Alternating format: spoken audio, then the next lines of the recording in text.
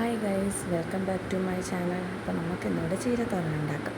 അതിന് ഞാൻ 2 വലിയ സ്പൂൺ തേങ്ങയും അതിൽ കുറച്ച് മഞ്ഞൾപ്പൊടി, ഒരു പച്ചമുളക്, വെളുത്തുള്ളി, 2 ചെറിയ ഉള്ളി, കുറച്ച് കറിവേപ്പില എടുത്ത് വെച്ചിട്ടുണ്ട്. അപ്പോൾ ആദ്യം നമുക്ക് ഈ തേങ്ങയൊന്ന് ചതച്ചെടുക്കാം. അതിന് മഞ്ഞൾപ്പൊടിയും കൊണ്ട് ചേർത്ത് വെച്ചിരുന്ന തേങ്ങയും ഉള്ളി, വെളുത്തുള്ളി, ഒരു പച്ചമുളക് തന്നെ മതിയാവും. ഇത്രയും എരി കുറച്ച് മതി എന്നുള്ളവർക്ക് ചെറിയ പച്ചമുളക് ഇട്ടാൽ മതിയാവും. ഞാനവിടെ ഇച്ചിരി വലുതാണ് എടുത്തേക്കുന്നത്. പിന്നെ ഇതെല്ലാം കൂടെ ഇട്ട് ഒന്ന് ചതച്ചെടുക്കണം. അതോടൊപ്പം തന്നെ ഒരു നുള്ളി ജീരകവും കൂടെ ഇടണം. ഞാനതെടുക്കാൻ മറന്നിട്ടുണ്ടായിരുന്നു. അതിനുശേഷം നമുക്കൊരു ചീനച്ചട്ടി സ്റ്റൗവിൽ വെച്ച് കത്തിക്കാം. അത് നന്നായിട്ടൊന്ന് ചൂടായിക്കോട്ടെ. ചൂടായി വരുമ്പോൾ അതിലേക്ക് അല്പം വെളിച്ചെണ്ണ ചേർത്ത് കൊടുക്കാം. ഇത്രയും മാത്രം മതിയാവും. അത് നന്നായി ഒന്ന് ചൂടായി വരുമ്പോൾ 1/4 ടീസ്പൂൺ കടുക് അതിലേക്ക് ആഡ് ചെയ്യാം. അതൊന്ന് പൊട്ടിക്കോട്ടെ. അത് നന്നായി പൊട്ടിക്കഴിയുമ്പോഴത്തേക്കും നമ്മൾ എടുത്ത് വെച്ചിരുന്ന വറ്റൽമുളകും കറിവേപ്പിലയും കൂടെ അതിലേക്കൊന്ന് ഇട്ട് കൊടുക്കണം. എന്നിട്ട് ജസ്റ്റ് ഒന്ന് അതിനെ ഇളക്കണം. ഇതുപോലെ ഒന്ന് ഇളക്കണം. എന്നിട്ട് നമ്മൾ കട്ട് ചെയ്ത് വെച്ചിരിക്കുന്ന ചീര ഉണ്ടല്ലോ, അത് മുഴുവനായിട്ട് ഇതിലേക്കൊന്ന് തട്ടിക്കൊടുക്കണം. ഒരു കാര്യം ശ്രദ്ധിക്കണം, അപ്പോഴത്തേക്കും തീ കുറച്ച് വെക്കണം. സിമ്മിലിടണം എന്നില്ല, കുറച്ചൊന്ന് കുറയ്ക്കണം. കാരണം ഇല്ലയെന്നുണ്ടെങ്കിൽ ചീരയിൽ പെട്ടെന്ന് അടി പിടിക്കാൻ സാധ്യതയുണ്ട്. കാരണം പെട്ടെന്ന് വേവുന്ന ഒരു സാധനമാണല്ലോ. എന്നിട്ട് ഒന്ന് ജസ്റ്റ് ഒന്ന് ഇളക്കിയിട്ട് 1/4 ടീസ്പൂൺ ഉപ്പ് ഞാനിപ്പോൾ ആഡ് ചെയ്യുന്നുണ്ട്.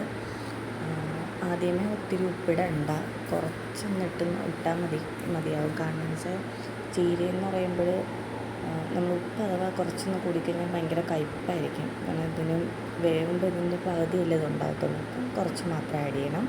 എന്നിട്ട് ഞാനിവിടെ ചതച്ച് വെച്ചിരിക്കുന്ന അരപ്പുണ്ടല്ലോ, അതുകൂടെ അതിലേക്ക് ഇട്ടിട്ട് ജസ്റ്റ് ഒന്ന് 1 മിനിറ്റത്തേക്ക് ഇതൊന്ന് മൂടി ഇങ്ങനെ വെക്കണം. അതൊന്ന് നന്നായിട്ടൊന്ന് 1 മിനിറ്റ് മതിയാവും, കൂടുതൽ നേരമൊന്നും വയ്ക്കണ്ട. ഇതിന് ശേഷം നന്നായിട്ടൊന്ന് ആ അരപ്പ് കൂടെ ഒന്ന് ഇളക്കി കൊടുക്കണം. ആദ്യമേ അരപ്പിട്ട് ഇളക്കുന്നതെന്ന് വെച്ചാൽ ഈ ചീരയുടെ പച്ച നിറം മാറാണ്ടിരിക്കാനാണ്. അപ്പം ഒരുമിച്ചത് വെന്ത് കിട്ടുമ്പം ആ നിറവും ഫെയ്ഡാകത്തില്ല. മറ്റത് നമ്മൾ ചീര വെന്തതിന് ശേഷം അരപ്പിട്ടെടുക്കുന്നവരുണ്ട്. അങ്ങനെ ആകുമ്പോൾ ചീരയുടെ നിറം കുറച്ചൊന്ന് മങ്ങാറുണ്ട്. ഇത് നമ്മൾ ആദ്യമേ ഇട്ടത് മിക്സ് ചെയ്തെടുക്കുകയാണെങ്കിൽ ആ നിറമൊന്നും അത്ര മാറത്തില്ല.